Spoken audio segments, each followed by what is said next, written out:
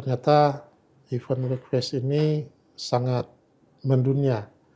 Pesertanya dari 8 negara yang ada di Asia, dan ternyata membuka mata dunia bahwa di Minahasa ada Danau Tondano yang bisa dijadikan Tempat surfing. tempat sport water.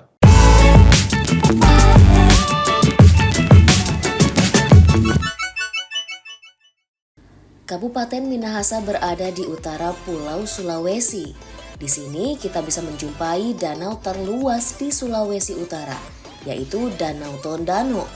Danau seluas 48 km persegi ini menjadi sumber kehidupan bagi warga Sulawesi Utara karena dimanfaatkan untuk memperoleh air bersih hingga pembangkit listrik. Tidak hanya itu, danau ini juga dimanfaatkan pemerintah setempat sebagai spot olahraga air, misalnya selancar. Event internasional kerap digelar di sini loh. Tidak hanya danau, Kabupaten Minahasa juga memiliki pesona alam eksotis yang kerap dikunjungi wisatawan, seperti pantai dan juga perbukitan. Bagaimana ya cara pemerintah setempat membangkitkan pariwisatanya? Tabea, Pak. Tabea, Rere. Tabea Bakudapa begitu, Pak ya? Selamat Bakudapa. Selamat Bakudapa. Jadi kebetulan kita itu satu kampung gitu sahabat Kompas.com ya. Jadi tadi kita sempat ngobrol-ngobrol, pengen tahu sih kemajuan kampung saya di tangan Bapak Jeremy itu bagaimana. Nah kita nanti langsung aja ngobrol-ngobrol langsung bersama Bapak Jeremy. Sehat Pak? Sangat apa kabar? Baik. Selamat datang di studio kami yang sederhana ini. Terima kasih untuk waktunya Bapak. Terima kasih juga sudah diundang. Siap. Nah kalau misalnya lihat-lihat nih Pak, saya tuh terakhir pulang waktu masih kecil, SMP kali ya. Sekarang seperti apa Pak? Kalau misalnya bisa digambarkan ke sahabat Kompas.com, Minahasa itu. Iya, terima kasih untuk kesempatan ini. Kalau saya menggambarkan Minahasa ibarat berlari, ya.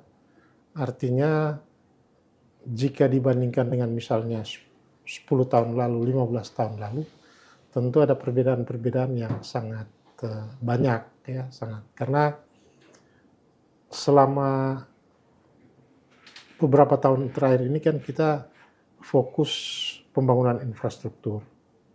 Jadi mungkin kalau dulu infrastruktur jalan, pasti masih susah jalannya, mungkin ada yang lubang-lubang. Ya, saya masih lubang-lubang ya. gitu Pak.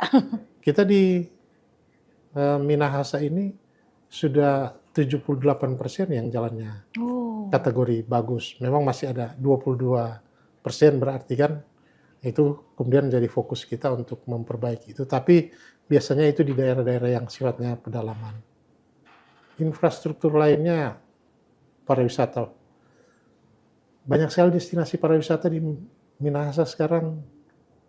Kalau jalan ke sana karena kita punya wisata pantai, wisata danau, pegunungan, wisata sejarah, wisata kuliner. Wah, itu Pak yang utama. Dan masih banyak lagi.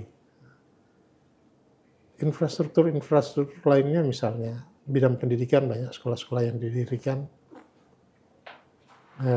Kesehatan, kalau dulu mungkin di beberapa tempat cuma puskesmas pembantu, sekarang puskesmas dengan tampilan gedung yang lumayan. Itu cuma sekilas saja. Itu baru sekilas ya Pak ya. Nah Bapak kan sudah berkarir selama 20 tahun ya Pak di Minahasa sendiri pada Provinsi Sulawesi Utara. Nah dari waktu ke waktu kira-kira apa nih Pak yang ingin diperkuat? Kalau tadi kan Bapak sudah bilang sudah banyak perkembangan, tapi apa yang ingin diperkuat lagi dari sisi pariwisata kah? Atau dari sisi yang lain? Iya, yang pertama tentu saya ingin menyampaikan bahwa saya sudah 5 bulan ya diangkat sebagai pejabat Bupati Minahasa. Pejabat bupati itu punya masa waktu yang jauh lebih pendek dibandingkan dengan pejabat yang definitif. Artinya dengan waktu yang sesingkat itu kita harus berusaha untuk memberikan sesuatu kepada warga Minahasa. Nah, ketika saya ditunjuk, kita kan buat APBD, anggaran. Di situ saya menginstruksikan supaya yang pertama infrastruktur jalan. Karena yang saya katakan tadi masih kurang. Jadi identifikasi jalan-jalan yang belum bagus, kemudian diperbaiki, dibikin bagus. Ada yang sifatnya memperbaiki, tapi ada yang sifatnya memang membangun. Membangun ulang ya Pak ya? Dari awal. Kemudian infrastruktur bidang pariwisata. Karena kita tahu kan pariwisata itu adalah salah satu cara untuk membuat perekonomian bergerak dengan cepat. Dengan multiplier efek dari pariwisata, maka akan membuat masyarakat lebih sejahtera. Karena majunya banyak ya Pak, mulai dari pariwisata, kulinernya juga ikut maju. Dan juga karena kan kalau kita bicara soal pariwisata, sebuah tempat kita bangun destinasi pariwisata, pasti akan memicu sektor-sektor lainnya. Apakah sektor jasa, UMKM, sektor pertanian, dan lain sebagainya. Nah, itu yang saya kemudian berusaha untuk fokus, tidak membangun destinasi-destinasi pariwisata yang baru, tetapi berusaha untuk memaksimalkan destinasi-destinasi pariwisata yang sudah ada, termasuk membuat yang namanya paket-paket pariwisata. Oh, oke. Karena memang permasalahan kita bahwa Minahasa itu cuma 1 jam dari Manado. Orang cenderung kalau ke Minahasa kemudian cuma satu tempat destinasi, mereka cenderung nginapnya di Manado kalau orang luar. Nah, kita berusaha untuk membuat paket-paket pariwisata, misalnya wisata danau, wisata pegunungan, kemudian wisata pantai, supaya dia boleh berada di Minahasa ini dalam jangka waktu 2-3 hari lah, yang lama. Kalau 2-3 hari kan berarti ada duit yang dia belanjakan. Yang dibelanjakan. Ketika duit itu dibelanjakan, berarti duit itu akan berputar di Minahasa. Di Minahasa dan masyarakat setempat, sehingga kemudian membawa perubahan ekonomi bagi masyarakat setempat. Lagian lengkap ya Pak Minahasa tuh, mau dingin-dinginan bisa ke gunung. Kalau mau lihat danau yang cantik, pengen yang tenang, ada danau. Kalau mau ke pantai, mau snorkeling, mau segala macam, mau menikmati pantai juga ada ya Pak ya. Jadi nggak perlu kemana-mana sebenarnya ya Pak. Bahkan kita kalau wisata pantai itu ada beberapa wisata yang booming ya. Apa tuh Pak? Misalnya coba di searching di internet Pantai Mahembang. Eksotis itu tuh pantainya katanya Pak ya? Eksotis, katanya ada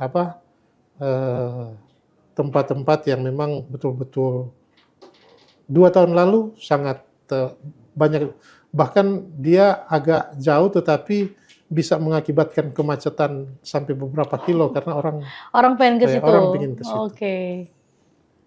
Wisata di pantai-pantai Parente, Kema dan sebagainya yang memang merupakan wisata-wisata wisata pantai. Tetapi juga yang hebatnya ada wisata-wisata kuliner. Misalnya di Kawangkuan. Kawangkuan itu menjadi salah satu daerah di mana orang pingin minum kopi, istilahnya makan biapong. Biapong enak tuh Pak. Makan makanan yang ciri khas Minahasa. Itu orang ke Kawangkuan. Bahkan kalau hari biasa saja sudah sore sering macet jalan-jalan di. Iya, tapi sambil menikmati sore gitu Pak ya. Iya, apalagi kalau hari Sabtu atau hari Minggu. Atau hari libur ya. Ya, lebih-lebih lagi kalau hari libur. Kemudian ternyata dia membawa efek bagi daerah-daerah di sekitarnya, misalnya di Languan. Mereka kemudian bangun tempat-tempat kuliner, kemudian ke Tomohon. Itu pengaruh-pengaruh dari Kawangkuan ini yang itu ya, Pak. Memang mempunyai efek bagi daerah-daerah yang lain. Jadi biapong itu kayak bakpao, tapi khas di Minahasa. Saya kalau pulang pasti bawa tuh Pak. Ada juga yang kacang. Ya, isinya kacang atau daging ya Pak, ada ayam. Ada yang namanya kacang tore, sangat terkenal itu. Jadi orang kalau mau ke Kawangkuan ini 2, jadi bakpao sama Kacang. kacang tori. Ditemani sama kopi Iya, ya Pak sama ya. kopi. Wah, kurang enak apa tuh. Belum pemandangannya Pak ya, bagus Iya. juga di sana. Oke, nah Pak kalau misalnya program khusus nih yang diinisiasi Bapak soal infrastruktur apa Pak? Ada nggak program khusus? Itu yang saya sampaikan tadi, ya. Tapi saya melihat bahwa di bidang pendidikan dan kesehatan itu juga penting. Apa gunanya misalnya kita sudah membangun infrastruktur jalan, kemudian pendidikannya agak kurang, kemudian sarana prasarana kesehatan. Ini kita sementara membangun rumah sakit, Oke. rumah sakit daerah. Diusahakan tahun ini sudah Rampung.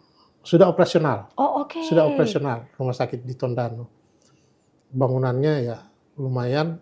Kita tahun ini pokoknya bagaimana caranya kita anggarkan di APBD supaya dia selesai. Demikian juga misalnya infrastruktur di bidang pendidikan, sekolah-sekolah kita berusaha untuk memperbaiki karena saya berusaha mengidentifikasi sekolah-sekolah yang dari sisi bangunan sudah kalah.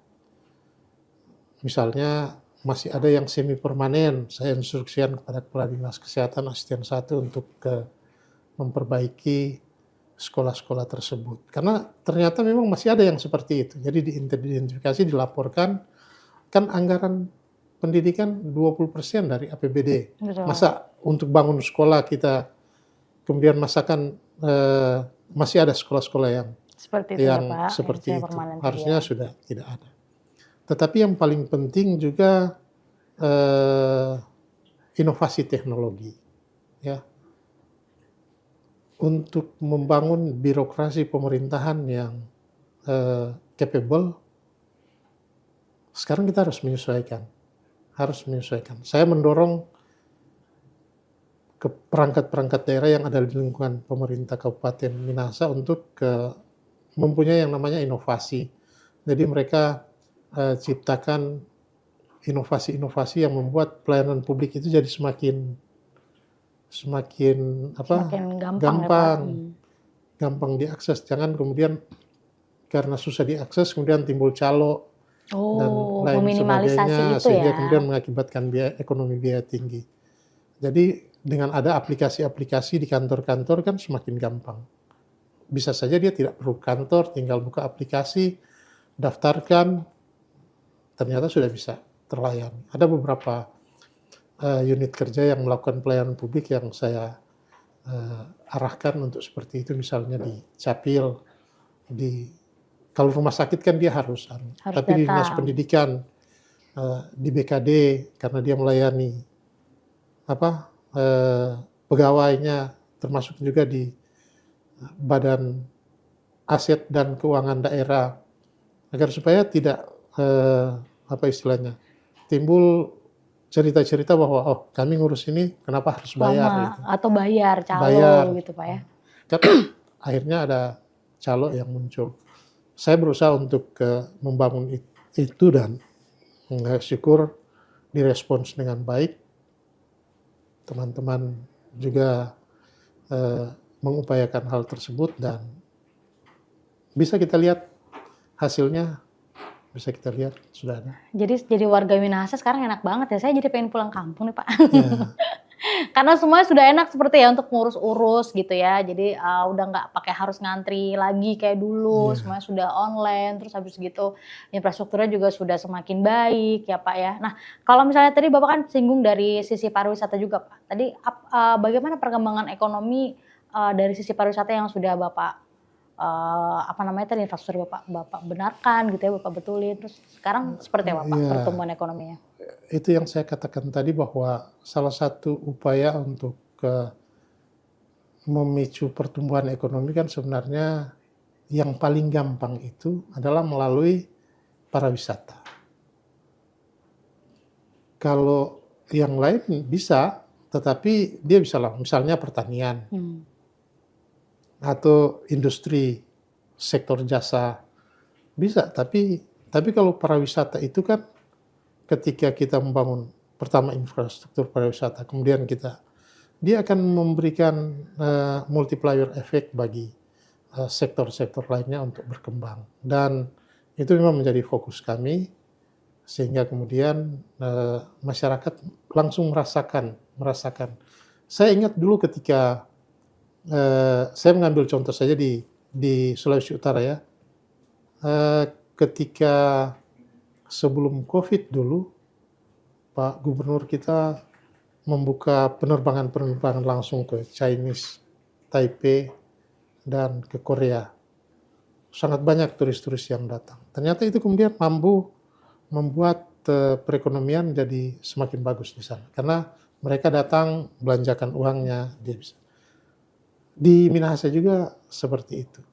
Kita merespons kebijakan-kebijakan dari pimpinan, dari pemerintah tingkat atas yang membuka rute-rute penerbangan langsung. Sekarang kan ada penerbangan langsung ke Jepang, ada ke Singapura, sebentar lagi mungkin di Korea, ke Cina juga akan dibuka kembali.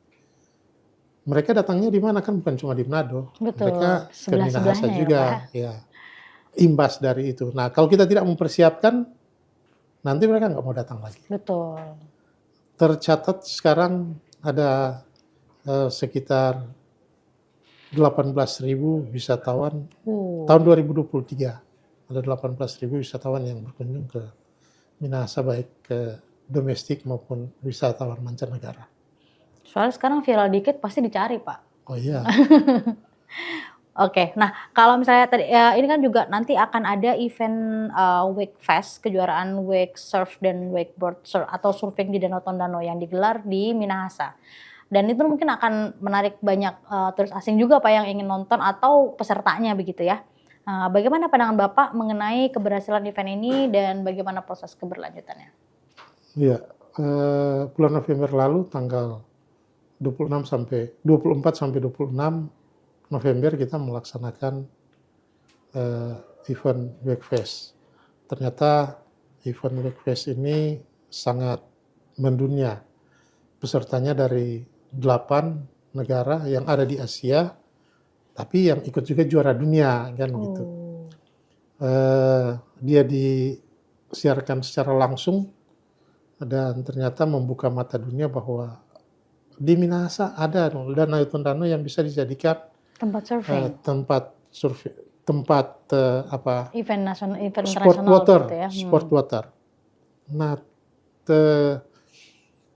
ternyata ketika event ini dilaksanakan, yang paling sulit itu adalah membangun venue. Kita sudah membangun venue-nya, ya.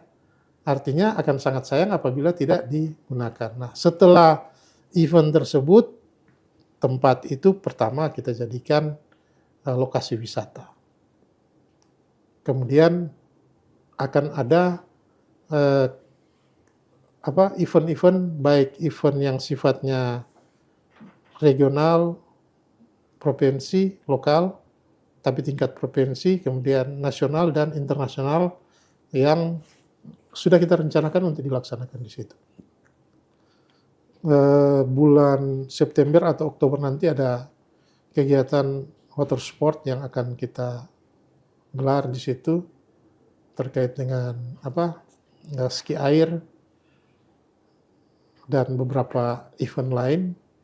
Tentu diharapkan bahwa kesuksesan pelaksanaan Wake Fest akan berimbas juga akan terbawa juga pada kegiatan berikutnya. Ya. Karena venue-nya sudah ada ya Pak. Venue-nya sudah ada. Yang paling sulit kan venue. Dan sudah standar internasional ya Pak yang kemarin terakhir itu. Ya, diverifikasi langsung oleh panitia-panitia panitia-panitia internasional. Ada kesalahan sedikit saja mereka bilang langsung diperbaiki. Kalau misalnya tidak diperbaiki, tidak jadi kegiatan ini. Jadi kegiatan. Oh, oke. Sehingga kendali mutunya memang betul-betul QC-nya langsung dari profesional gitu Pak ya. Karena Danau Tondano itu juga luas banget nih sahabat kompas.com. 48 km persegi ya Pak? 48 km persegi. Jarak dari titik yang satu ke titik yang satu itu 25 km. Kemudian lebarnya sekitar 15 km. Kedalamannya sekitar, yang paling dalam itu waktu Event West kita ukur 17 meter. Wah, Itu paling dalam. pantesan bisa jadi venue untuk event internasional ya Pak yang Iya. kemarin ya. Oke, nah selain potensi itu juga di daerah Minahasa ini juga terkenal dengan potensi hortikulturanya Pak, budaya tanam kebun dan pertanian. Komoditi apa saja yang jadi keunggulan Kabupaten Minahasa saat ini Pak? Ya, kalau sektor perkebunan hortikultura sangat banyak sebenarnya petani-petani ya. Mulai dari yang namanya cabai merah, tomat.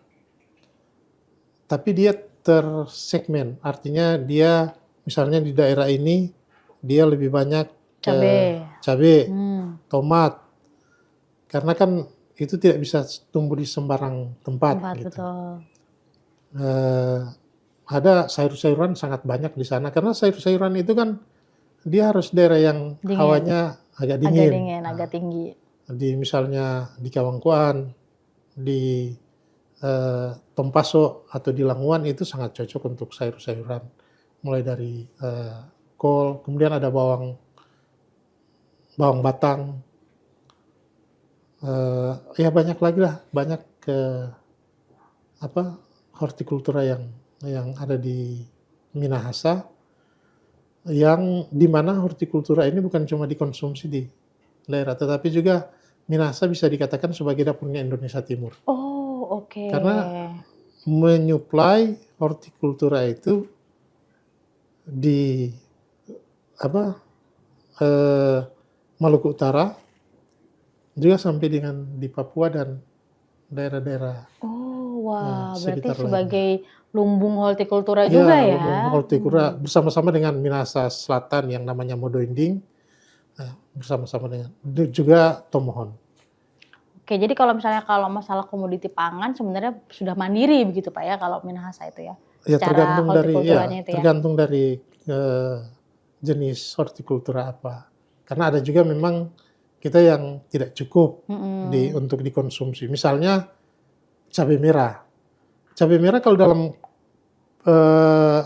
dikonsumsi lokal, karena kan orang Minahasa itu terkenal suka pedas. Betul, ya. rica-rica. Kasih Jadi kalau dia banyak-banyak. salah satu pemicu inflasi terbesar itu adalah cabai merah di sana. Oh, oke. Artinya kalau cabai merahnya naik, pasti akan berakibat pada inflasi. Kita akhirnya apa?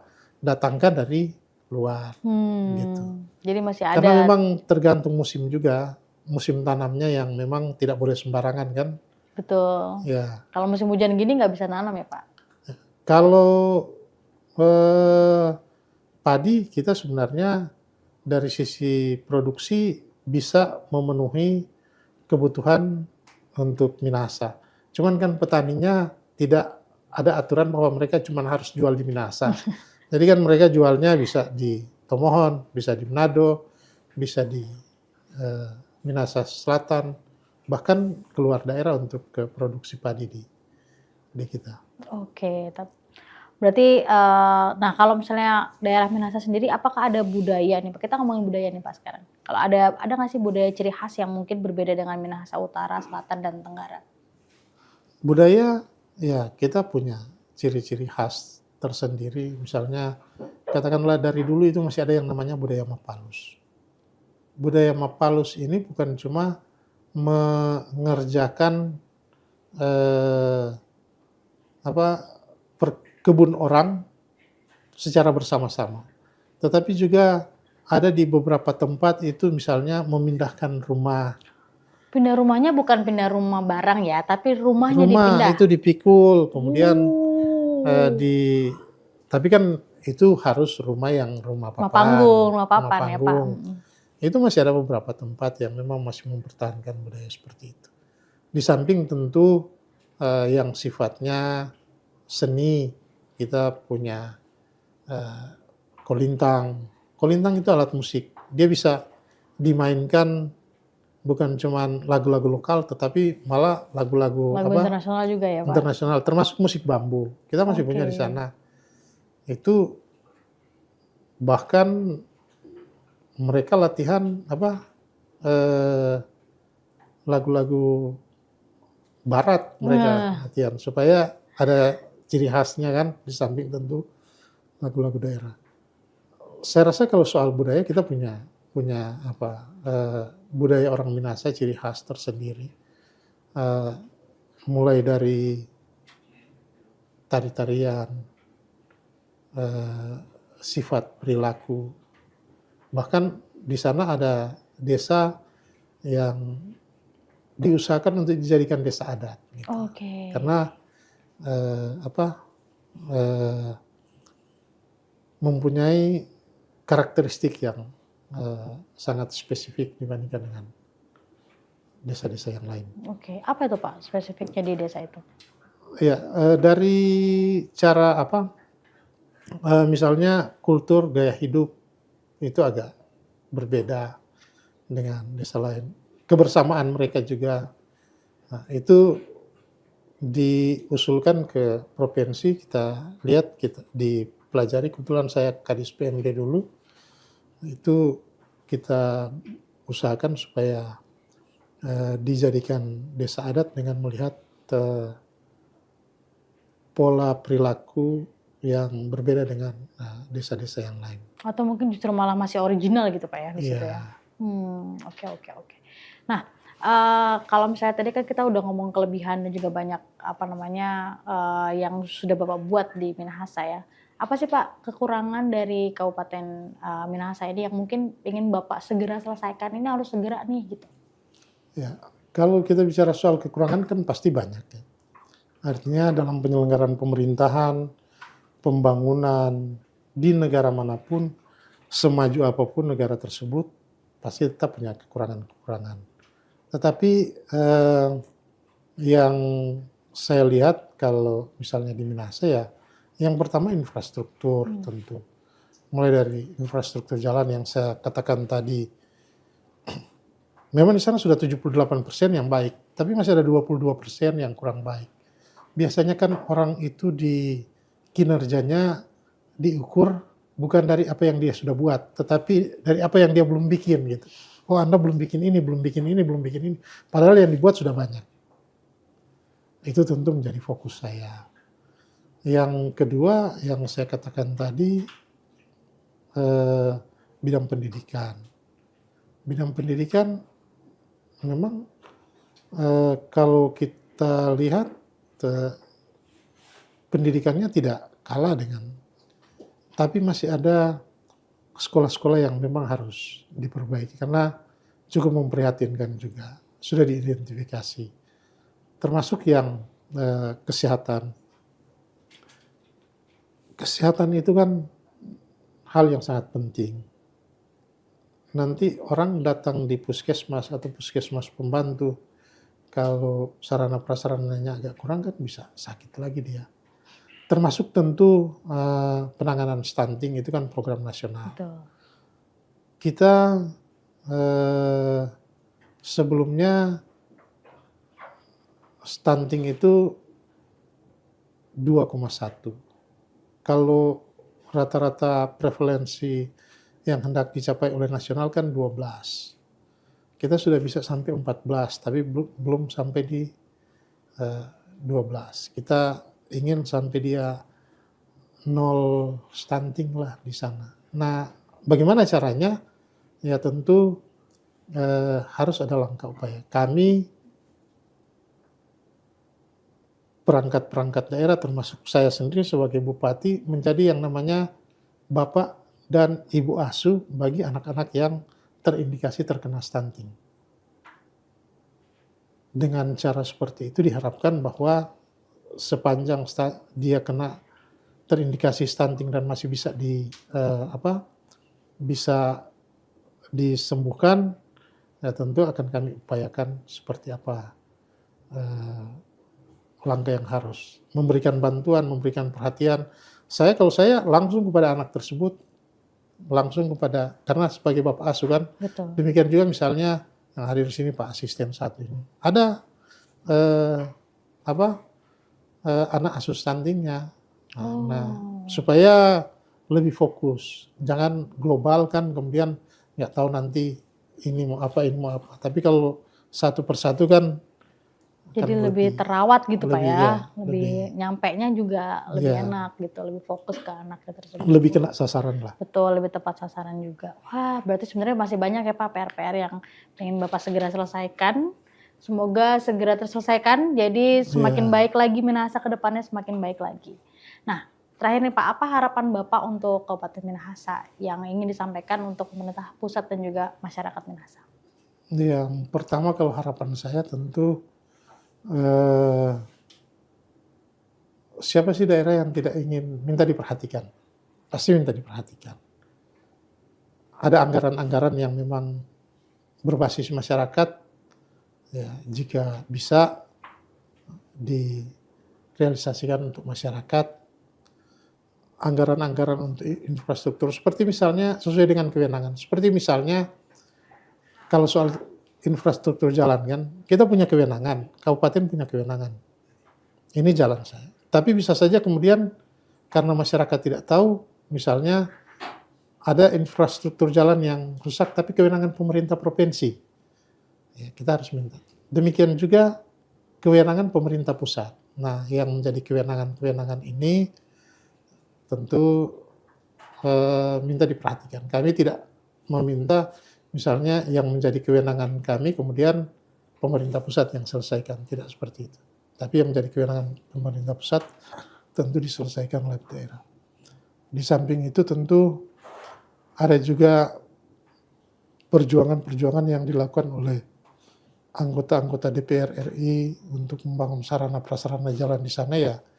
Nah, tentu diharapkan, karena kalau sarana prasarana jalan itu dibangun kan konektivitas jadi lebih gampang. Jadi lebih mudah. Betul. Ketika konektivitas lebih gampang, mobilisasi produk-produk pertanian itu dan distribusinya pasti lebih gampang.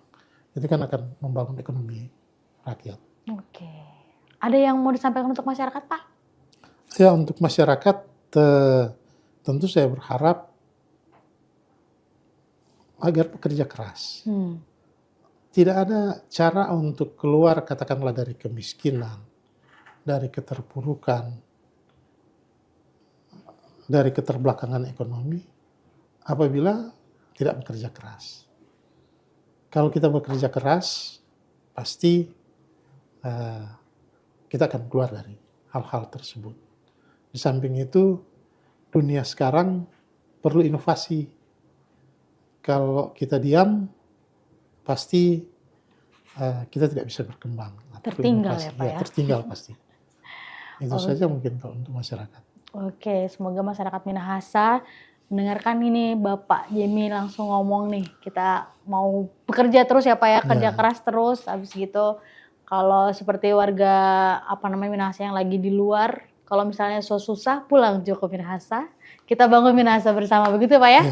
Oke. Terima kasih Bapak untuk waktunya dan juga ngobrolnya bersama kami Nusaraya.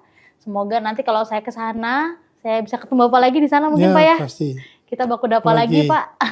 Apalagi satu kampung. Apalagi satu kampung. Salam untuk warga Minahasa Pak. Sampai jumpa kembali. Sama-sama Pak. Nah, sahabat Kompas.com, itulah tadi obrolan saya dengan Bapak Bupati Minahasa. Jadi buat kamu yang mau jalan-jalan ke pantai, ke danau, langsung aja ke Minahasa untuk menikmati juga kuliner di sana. Kalau gitu saya dari Kemampung pamit. Salam Nusaraya, semangat Bhinneka Indonesia Raya. Bye-bye.